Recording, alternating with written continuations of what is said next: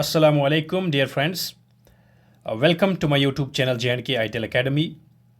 दोस्तों, जैसा कि आप अपने स्क्रीन पर देख रहे हैं, हमने एक फ्री मॉक टेस्ट लॉन्च किया है। ये मॉक टेस्ट जो है ये आपकी हमारी जो ऑफिशियल एप्लीकेशन है। अस्सलामुअलैकुम dear students, J&K ideal academy YouTube channel में मैं आपका फिर से वेलकम करता हूं। तो दोस्तों, आज तक हमने, मुझे लगता है कि तकरीबन 95% जो भी क्वेरीज थी आपकी, जो भी क्वेश्चंस थे, जो भी डाउट्स थे, वो हमने क्लियर कर दिए हैं regarding the Patwari Urdu examination. जो उर्दू टेस्ट आपका लिया जाने वाला है, रिटन टेस्ट, जो वर्किंग नॉलेज ऑफ उर्दू है, उसके बारे में, तो उसके रिलेटेड जो भी आपकी क्वेरीज थी, आई थिंक कि around 95% of those queries, those doubts have been cleared. अब कुछ क्वेरीज अभी भी बची हैं, अभी कुछ सवालात हैं, अभी कुछ डाउट्स हैं जो कैंडिडेट्स के जहन में उभर रहे हैं। उनका इजाला आज मैं यहाँ पे करूँगा इंशाल्लाह, और उनके जवाबात मैं आपको दूंगा। और इसके साथ साथ कुछ अभी इम्पॉर्टेंट चीज़ें हैं जो हमें डिस्कस करनी है, लाइक एप्लीकेशन राइटिंग है, और इसके साथ साथ ट्रांसलेशन का क्वेश्चन है, इसको कैसे हैंडल किया जाए। तो ये मैं आज इस लेक्चर में आपको इंशाल्लाह बताऊंगा। तो सबसे पहली बात जो है, सबसे पहली बात देखिए, जो आपका रीडिंग कम्प्रहेंशन वाला क्वेश्चन है, रीडिंग कम्प्रहेंशन में आपके लास्ट में फिर सवालात पूछे जाते हैं। ठीक है, आपके सवालात पूछे जाएंगे और सवालात का जवाब कैसे लिखना है। ये बहुत सारे कैंडिडेट्स ने मुझे पूछा कि सवालात जो हैं, देखिए आपके पास है ये जो रीडिंग कम्प्रहेंशन का सवाल, यह है सवाल नंबर आपके पेपर में, सवाल नंबर 3 फॉर एग्जांपल। ठीक है, अब इसके 10 क्वेश्चंस हैं। ठीक है, 1 2 3 4 और ऐसे करके 10 क्वेश्चंस हैं। ठीक है, तो अब आपके पेपर पे एक क्वेश्चन है और उसके 4 ऑप्शंस हैं। तो आंसर शीट में आप इसको कैसे लिखेंगे? देखिए, यहां पे 2 ऑप्शंस आ सकते हैं, 2 तरीकों से आपको आंसर शीट मिल सकता है। एक तो OMR बेस्ड है। अगर आपका OMR बेस्ड आंसर शीट मिलता है तो फिर आपको खाली उस राइट आंसर वाले ओवल को शेड करना है। ठीक है, तो फिर उस तरीके से कोई भी आंसर लिखने की ज़रूरत नहीं है। अब अगर आपको आंसर शीट मिलता है, जो कि पहले कुछ एग्जाम्स में हुआ भी है, कभी कभी आंसर शीट भी दिया जाता था और कभी कभी OMR शीट भी दिया जाता है। तो अगर आपको OMR शीट दिया जाता है तो फिर आपको ओवल को डार्कन करने की ज़रूरत है। ठीक है, लेकिन अगर in case you are provided an answer sheet, अगर आपको सीधा आंसर शीट दिया जाता है तो फिर आप कैसे आंसर लिखेंगे? आप ऐसे लिखेंगे, सवाल नंबर 3, एक का जो आंसर है वो है फॉर एग्जाम्पल श्रीनगर। ठीक है, श्रीनगर, तो आप सीधे लिखेंगे श्रीनगर, अलिफ बे जीम दाल लिखने की ज़रूरत नहीं है। ठीक है, आप लिखेंगे श्रीनगर। दूसरे का आंसर क्या है? फॉर एग्जाम्पल इसका आंसर है लाल किला। ठीक है, मैं मिसाल के तौर पर कह रहा हूँ यहाँ पर। ठीक है, तो आप लिखेंगे लाल किला। ठीक है, तो इस हिसाब से आप अपने आंसर लिख सकते हैं, ये बेहतर तरीका है। और अगरचे इसके अलावा भी एक और तरीका है। देखिए, क्वेश्चन नंबर 1 का आप लिखेंगे फॉर एग्जाम्पल श्रीनगर, वहाँ पे जीम ऑप्शन है, तो आप ऐसे भी लिख सकते हैं। क्वेश्चन नंबर 2 का लिख सकते हैं दाल ऑप्शन, क्वेश्चन नंबर 3 का लिख सकते हैं जो भी होगा बे ऑप्शन। ठीक है, तो ऐसे भी लिख, दोनों तरीके ठीक है, ये तरीका भी ठीक है, ये तरीका भी ठीक है, लेकिन ये 2 तरीके जो है ये आप आंसर शीट पे लिख सकते हैं। अगर आपको OMR बेस्ड एग्जाम होगा, अगर आप को OMR शीट दिया जाता है तो फिर आपको पता ही है, दिस इज सेल्फ अंडरस्टूड, कि आपको फिर वहां वो ओवल जो है, जो करेक्ट आंसर है, उसको डार्कन करना पड़ेगा। तो ये है सबसे पहली क्वेरी कैंडिडेट्स की। इसके बाद दूसरी क्वेरी भी है जो which is related to letter writing. ठीक है, देखिए, लेटर राइटिंग में आप कह रहे हैं कि बहुत सारे कैंडिडेट्स ने पूछा कि बॉडी जो है लेटर की, नफ्से मजमून जो है वो कहाँ से स्टार्ट करना है। ठीक है, फॉर एग्जांपल मैं एक लेटर लिख रहा हूँ, इम्तिहानी मरकज़। ठीक है, इम्तिहानी मरकज़, फिर आपने तारीख लिखी 28 मार्च 2024 ईस्वी। ठीक है, तो आपने जब ये लिखा, अब इसके बाद लिखना है, फॉर एग्जांपल आप अपने दोस्त को लेटर लिख रहे हैं, ठीक है, प्यारे दोस्त। इसके बाद सलाम आप करेंगे, अस्सलामु अलैकुम, ठीक है, अस्सलामु अलैकुम। तो अब आपको लेटर की बॉडी जो है ये यहाँ पे थोड़ा आपको पूरा अलाइनमेंट में लिख करके लिखना पड़ेगा। तो फिर जब आपकी बॉडी स्टार्ट हो जाएगी यहाँ की लेटर की, तो आपको जहाँ पे ये अलैकुम एंड होता है यहाँ से आप लेटर स्टार्ट करेंगे। यहाँ से बॉडी जो है लेटर की वो स्टार्ट होनी चाहिए, ठीक है। तो ये फिर दूसरी लाइन जो है ये आप यहाँ भी ले सकते हैं, यहाँ से भी बिल्कुल यहाँ से। तो लेकिन सबसे पहले क्योंकि ये नया पैराग्राफ यहाँ पे स्टार्ट हो रहा है, तो इसलिए आपको थोड़ी सी स्पेस, ये वाली स्पेस जो है, इतनी स्पेस जो है ये आपको छोड़नी है, ठीक है। और यहाँ से आपकी लेटर स्टार्ट होगी यहाँ तक, फिर दूसरी लाइन जो है वो यहाँ से स्टार्ट होगी पहले से ही, जहाँ से ये इसकी स्टार्टिंग है, ठीक है। तो फिर यहाँ से आपको आपकी दूसरी लाइन, तीसरी लाइन, चौथी लाइन, फिर इसी हिसाब से आप स्टार्ट करेंगे, बिल्कुल इसी सीध में, ठीक है। तो इस हिसाब से आपको लेटर लिखनी है। तो ये था दूसरा क्वेश्चन, दूसरा डाउट और दूसरी क्वेरी जो कैंडिडेट्स पूछ रहे थे कि लेटर की बॉडी जो है वो कहाँ से स्टार्ट करनी है, वो आपको यहाँ से स्टार्ट करनी है, ठीक है। तो मुझे लगता है कि ये भी आपका क्लियर हुआ होगा। इसके बाद अब हम देखेंगे कि एप्लीकेशन जो है, चूंकि मैंने पहले भी कहा था कि एप्लीकेशन वैसे आपके एग्ज़ाम में है नहीं, और पिछले भी पेपर्स अगर आप चेक करेंगे वहाँ पे कहीं भी एप्लीकेशन नहीं पूछी गई है अभी तक, मेरे ख्याल से जहाँ तक मैंने पेपर्स चेक किए हैं, तो एप्लीकेशन अभी तक ज़्यादा नहीं पूछी गई है। लेकिन फिर भी कुछ कैंडिडेट्स को जेके एसएसबी पे भरोसा नहीं है कि लेटर राइटिंग तो है लेकिन वो एप्लीकेशन भी पूछ सकते हैं। तो चलिए देखते हैं कि एप्लीकेशन कैसे आप लिखेंगे।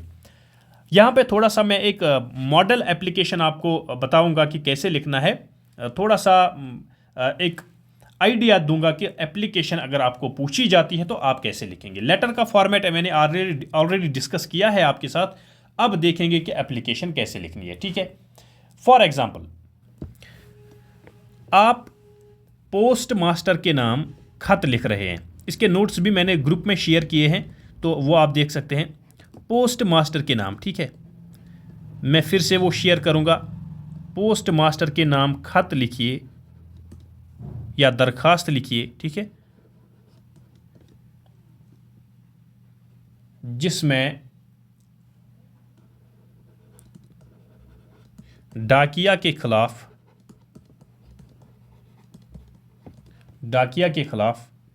शिकायत की गई हो, ठीक है, शिकायत की गई हो। तो पोस्ट मास्टर के नाम आपको एप्लीकेशन लिखनी है, क्योंकि पोस्ट मास्टर जो है दिस इज ऑफिशियल एप्लीकेशन, ये एक ऑफिशियल एप्लीकेशन है, ऑफिशियल लेटर है, तो ऑफिशियल लेटर को ही हम एप्लीकेशन भी बोलते हैं। तो यहाँ पे आप कैसे स्टार्ट करेंगे अपनी लेटर जो है, अपनी ऑफिशियल लेटर जो है, ये दरखास्त जो है, एप्लीकेशन जो है, ये कैसे स्टार्ट करेंगे और इसकी बॉडी कैसी होगी और इसका एंड कैसे करेंगे, ये हम दिखाएंगे आपको यहाँ पे। देखिए, सबसे पहले आपको स्टार्ट कैसे करना है। आप लिखेंगे, फॉर एग्जांपल ये है आपका सवाल नंबर 3 या सवाल नंबर 4 आपके एग्जाम में है, ठीक है। आप लिखेंगे ऐसे जवाब इसका, सवाल नंबर 4, ठीक है। और इसके साथ ही फिर आप नीचे ये एक लाइन में आपने लिखा और दूसरी लाइन में आपने स्टार्ट किया इसका आंसर, ठीक है। यहां से बखिदमत मीन्स कि हम किसकी खिदमत में, किसके लिए ये लेटर लिख रहे हैं। बखिदमत तो किसके लिए लिख रहे हैं, पोस्ट मास्टर के नाम, जनाब पोस्ट मास्टर साहब, और इसके बाद पोस्ट ऑफिस का नाम, पोस्ट ऑफिस श्रीनगर,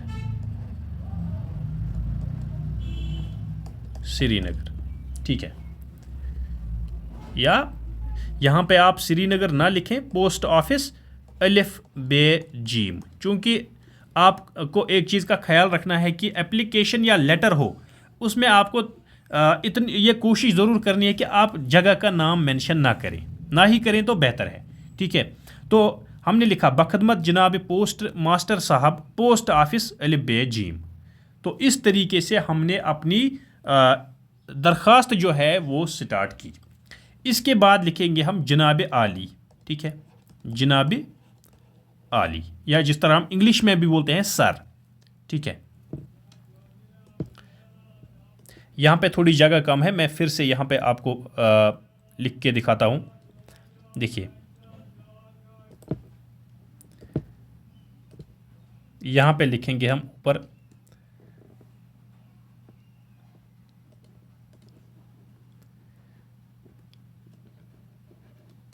बखिदमत जनाब पोस्ट मास्टर साहब, पोस्ट ऑफिस,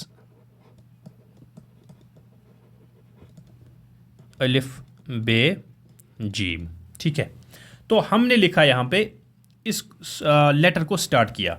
अब यहाँ पे हम उन्वान भी लिख सकते हैं, यानी उन्वान जो इंग्लिश में हम जो सब्जेक्ट बोलते हैं लेटर का, उन्वान भी लिख सकते हैं, ठीक है।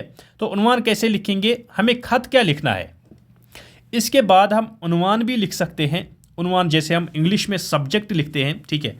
तो उन्वान जो है डाकिया के खिलाफ शिकायत, चूंकि हमें डाकिया के खिलाफ ही पोस्ट मास्टर साहब के नाम पे खत लिखना है कि वहाँ पे हमें शिकायत करनी है कि ये अपना काम अच्छे तरीके से नहीं करता है।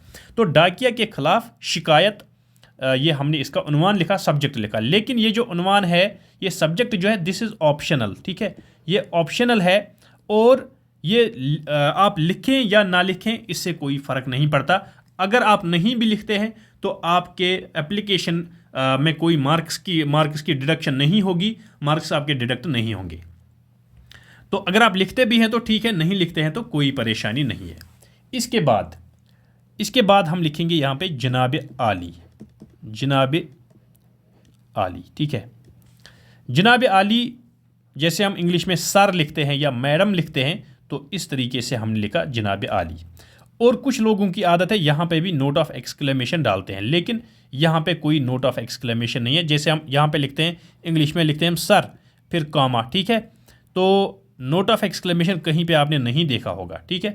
तो यहाँ पे आप कॉमा लिख सकते हैं, लेकिन कॉमा लिखने की भी ज़रूरत नहीं है। अगर नहीं भी लिखते हैं तो कोई टेंशन नहीं, तो लेकिन मार्क ऑफ एक्सक्लेमेशन यहाँ पे नहीं डालना है, ठीक है। और अब जो बॉडी है इस एप्लीकेशन की, वो यहाँ से बिल्कुल यहाँ से स्टार्ट होगी, इसके बिल्कुल नीचे, ठीक है। तो यहाँ से हम बॉडी स्टार्ट करेंगे इसकी। गुजारिश ये है कि हमारे मोहल्ले का डाकिया इंतहाई लापरवाह है, ठीक है। तो इसके साथ आप बॉडी लिखेंगे आगे। मैं इसके नोट्स आपको प्रोवाइड करूंगा। मैं व्हाट्सएप ग्रुप जो है हमारा, उसकी लिंक डिस्क्रिप्शन में दूंगा, और हमारी ऑफिशियल एप्लीकेशन जो है उसकी लिंक भी आपको अवेलेबल होगी। ऑफिशियल एप्लीकेशन पे आप मॉक टेस्ट जो हमने एक फ्री रखा है, दूसरा पेड रखा है, वो टेस्ट अटेम्प्ट कर सकते हैं, और ऑफिशियल ग्रुप में आपको सारे ये नोट्स प्रोवाइड किए जाएंगे, ठीक है। तो आप दोनों जगहों पे ज्वाइन कर सकते हैं। तो ये आपने यहाँ पे इसकी बॉडी लिखी। अब जब अपने बॉडी यहाँ पे इसकी कंप्लीट की, तो लास्ट में इसको थोड़ा सा कंक्लूजन की एक लाइन लिखनी है। जैसे आप इंग्लिश में भी अगर आप एप्लीकेशन लिखते हैं तो आप वहाँ पे भी लिखते हैं कि I hope my issue will be resolved soon, इस तरीके की कंक्लूजन आप देते हैं। तो इसी तरह से आप लास्ट में कंक्लूजन में लिखेंगे। तो यहाँ पे आप लिख सकते हैं कि हमें उम्मीद है कि हमारी इल्तिजा पर गौर किया जाएगा, ठीक है।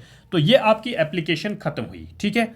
अब इसमें इख्तितामिया जो है, इख्तितामिया इसके नीचे जो लिखना है, मैं थोड़ा यहाँ पे बॉक्स में लिखता हूँ वो, ठीक है। ये लास्ट में है, यहाँ पर आपको लिखना है फिर, ठीक है। या आप यहाँ राइट साइड में भी लिख सकते हैं। तो मैं यहाँ पे बॉक्स में लिखूंगा,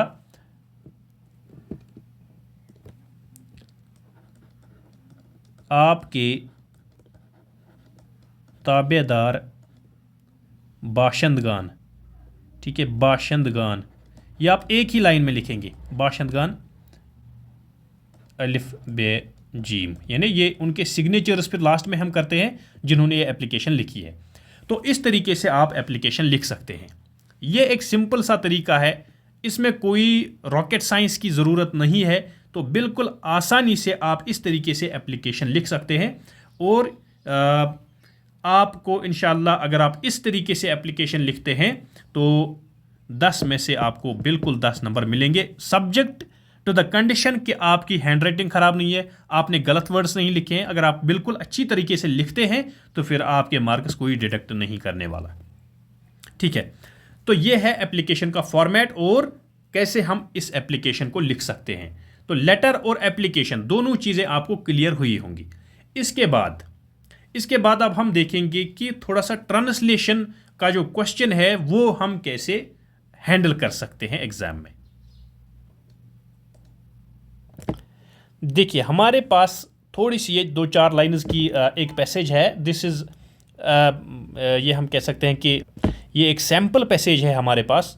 तो इसको थोड़ा सा सॉल्व करने की हम कोशिश करेंगे ताकि आपको एक आइडिया मिल जाए कि एग्ज़ाम में हम इसको कैसे टैकल कर सकते हैं। ठीक है, देखिए हमारे पास सबसे पहली लाइन जो है, it is our moral duty to respect our parents. तो अब हम इसको कैसे लिख सकते हैं, इसकी ट्रांसलेशन कैसे कर सकते हैं। देखिए हम ऐसे लिखेंगे, हमारे वालिदैन की इज्जत करना हमारा अखलाकी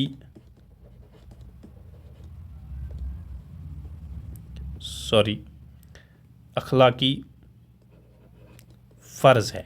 ठीक है, हमारे वालिदैन की इज्जत करना हमारा अखलाकी फ़र्ज़ है। इसके बाद they take much care of us. तो एक एक सेंटेंस करके, वो हमारा बहुत ख्याल रखते हैं। तो जैसा कि मैंने आपको पहले भी बोला है कि जब ट्रांसलेशन की बात आ जाए, ट्रांसलेशन हम सेंटेंस बाय सेंटेंस ही करेंगे, क्योंकि इससे जो इंग्लिश पैसेज में जो आपकी ओरिजिनल पैसेज है, चाहे वो उर्दू की हो या इंग्लिश की, उसमें जो रिदम मेंटेन है वही रिदम आप अपनी ट्रांसलेशन में भी मेंटेन रख सकते हैं जब आप सेंटेंस बाय सेंटेंस ट्रांसलेशन करेंगे। ठीक है, वरना अगर आप पूरी पैसेज को पढ़ेंगे फिर अपने अल्फाज में इसको ट्रांसलेट करेंगे, वो भी तरीका ठीक है, लेकिन उस तरीके से आपकी रिदम जो है, सेंटेंसेस की रिदम है, सेंटेंसेस का स्ट्रक्चर जो है वो ब्रेकअप हो सकता है और बिल्कुल जो पढ़ने वाला होगा उसको पूरा आइडिया नहीं मिलेगा कि ये लिखने वाला, ये ट्रांसलेट करने वाला मुझसे क्या कहना चाहता है। ठीक है,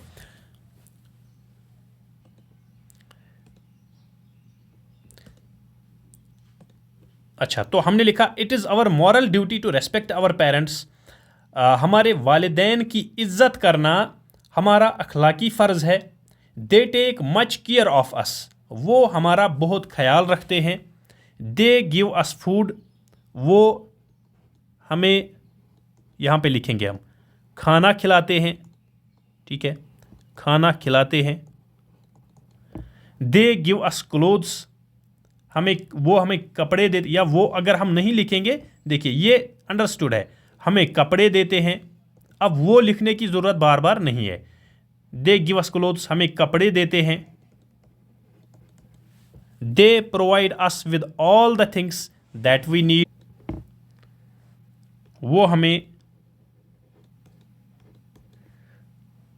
वो तमाम चीज़ें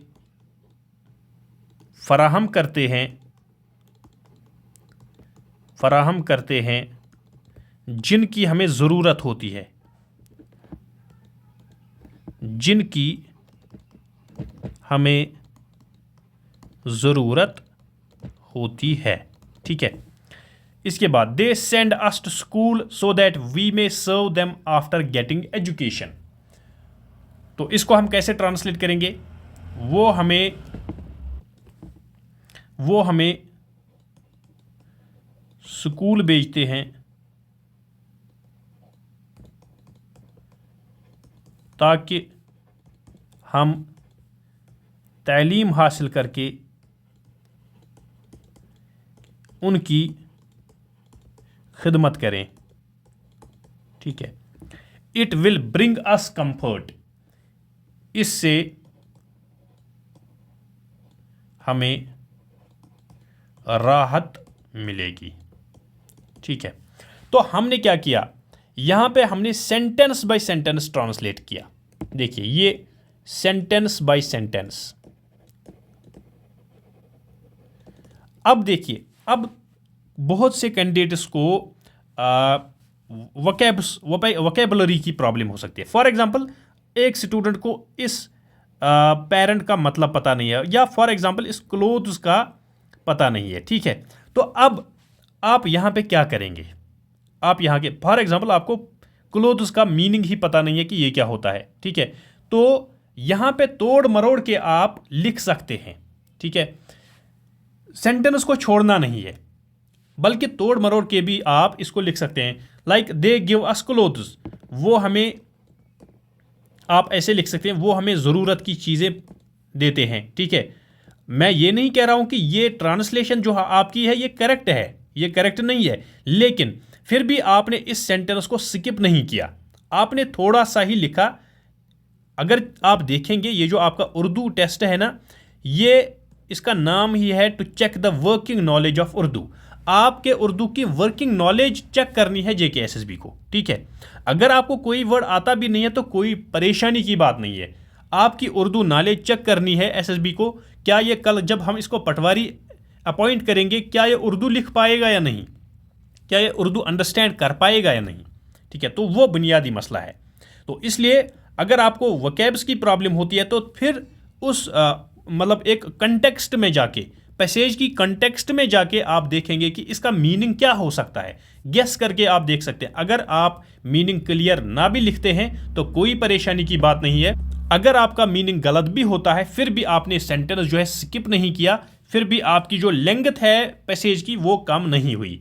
तो इस तरीके से कभी देखिए, कभी कभार जो एग्जामिनर होता है वो पूरे वर्ड्स नहीं पढ़ता है आपने क्या लिखा है। अगर आपने इसका मीनिंग गलत भी लिखा है तो वो मुमकिन है कि वो पढ़ेगा नहीं, ये बात तो आपको मार्क्स मिल जाएंगे। लेकिन जब आप पूरा सेंटेंस या 2-3 सेंटेंसेस स्किप करेंगे तो फिर वहाँ पे जाके प्रॉब्लम हो जाती है। मैंने बहुत सारे कैंडिडेट्स के पेपर्स चेक किए, बहुत सारे कैंडिडेट्स ने कुछ सेंटेंसेस ही छोड़ दिए हैं और कुछ सेंटेंसेस ही अटेम्प्ट नहीं किए हैं, तो उससे एक नेगेटिव इंप्रेशन पड़ता है एग्जामिनर के माइंड पे। फिर आपके मार्क्स जो है वो डिडक्ट हो जाते हैं, वो कम हो जाते हैं और इस हिसाब से फिर आप डिस्क्वालीफाई भी हो सकते हैं। ठीक है, तो स्टूडेंट्स कुछ डाउट्स थे जो हमने कोशिश की कि क्लियर करें, वो हमने क्लियर किए। इंशाल्लाह मुझे उम्मीद है कि आप ये वीडियो देखने के बाद और हमारे सारे वीडियोस देखने के बाद आप इस काबिल हो गए होंगे कि आप इस एग्ज़ाम को अच्छी तरह से क्वालिफाई कर पाएंगे इंशाल्लाह। और मेरी उम्मीद है कि आप सब इस एग्ज़ाम को अच्छी तरह से क्वालिफाई कर पाएँ। अगर कभी इसके बाद भी किसी भी स्टूडेंट के पास कोई भी डाउट हो तो वो मुझे मेरे व्हाट्सएप नंबर पे मैसेज करके, मैंने हर किसी कैंडिडेट को रिप्लाई किया है आज तक, और कोई भी ये शिकायत नहीं कर सकता कि सर ने मुझे रिप्लाई नहीं किया। और मुझे उम्मीद है कि हर किसी को प्रॉपर गाइडेंस मिली होगी। इसके बाद भी अगर कुछ डाउट्स हैं तो वो आप मुझे व्हाट्सएप पे पूछ सकते हैं, वहाँ पे मैं आपको रिप्लाई करूँगा। और इसके साथ साथ मैं फिर से कहना चाहूँगा कि जो मॉक टेस्ट है हमारा, उसमें आप ज्वाइन कीजिए।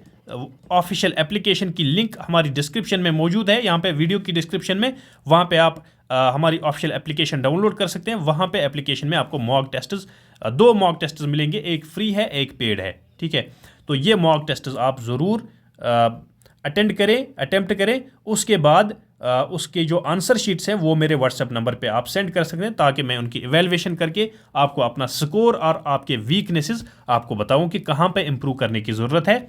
इसके साथ साथ हम अपने व्हाट्सएप ग्रुप की भी लिंक डिस्क्रिप्शन में दे रहे हैं, वहाँ पे जाके आप ज्वाइन कर सकते हैं। ये इंशाल्लाह अभी तो फर्स्ट इनिंग है एग्ज़ाम की, अभी तो फर्स्ट पार्ट है एग्ज़ाम का। दूसरे पार्ट में भी आपको उस ग्रुप में स्टडी मटेरियल मिलेगा और भी बहुत कुछ चीज़ें सीखने को मिलेगी इंशाल्लाह। आई होप कि हमारी चैनल से आपको बहुत ज़्यादा फ़ायदा मिलता होगा। आपके कमेंट्स, आपके फीडबैक का हमें इंतज़ार रहेगा। अल्लाह हाफिज़।